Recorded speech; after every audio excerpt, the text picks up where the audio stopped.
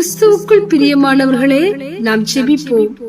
எங்கள் அன்பின் பரலோக தகப்பனே, இந்த நல்ல நாளுக்காக உமக்கு நன்றி ராஜா. எங்களை உம்முடைய ஆசீர்வாதங்களால் நிரப்பி உம்மை பின்பற்ற உதவி செய்யுங்கள் அப்பா. இப்போதெல்லாம் என் சத்துருக்கள் என் நம்பிக்கையை குலைக்கும்படி உண்மை இல்லாத காரியங்களை என் மனதில் தோன்ற பண்ணி அநேக சந்தர்ப்பங்களில் பதறி பேச நேரிடுகிறது. நான் கேட்பதும் பேசுவதும் உண்மையா? எனக்கு உதவுங்கள் அப்பா. பொய்களை நிராகரித்து உண்மையை பேச எனக்கு தெளிவான கண்ணையும் மனதையும் கொடுங்கள். இன்று என் வாழ்வு கடைசி அல்ல. இந்த ஆன்மா உயிர்த்தெழுதலில் உயிர்த்தெழுந்த கிறிஸ்து எனக்காக ஆயத்தப்படுத்தின பரலோக வீட்டை அடைய அவர் எங்களை காத்துக் கொள்வார். அவர் அன்பை விட்டு எதுவும் என்னை தடுக்கவோ பிரிக்கவோ முடியாது. நான் ராஜாவின் பிள்ளை. இந்த நித்திய உண்மை பொய்யையும் இருளையும் விரட்டட்டும்.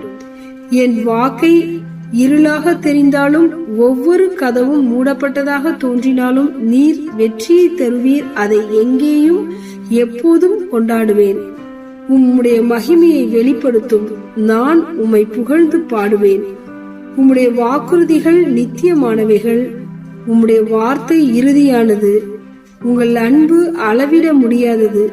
இயேசு உயிர்த்தெழுந்தார். அவரே எல்லா ஆசீர்வாதங்களுக்கும் காரணர்.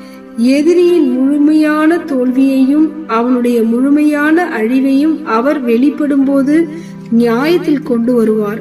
என் இதயத்தின் ஆவல் நீர் வெளிப்படும் போது உம்மை முகமுகமாய் சந்திக்க வேணும் ராஜா.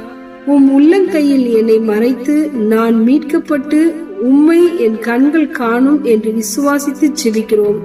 இயேசுவின் நாமத்தில் ஜெபிக்கிறோம் எங்கள் ஜீவனுள்ள நல்ல பிதாவே, ஆமென்.